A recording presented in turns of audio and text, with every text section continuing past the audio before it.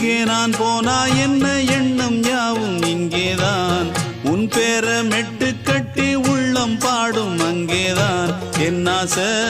காத்தோடு போகாது என்னாலும் என் வாக்கு பொய்க்காது நான் ஏறிக்கர மேலிருந்து 8 தேச பார்த்திருந்து ஏங்கி ஏங்கி காத்திருந்தேன் காணல்ல மணி 7 8 ஆன பின்னும் ஊரடங்கி போன பின்னும் சோறு தண்ணி வேணும் என்று தோணல்ல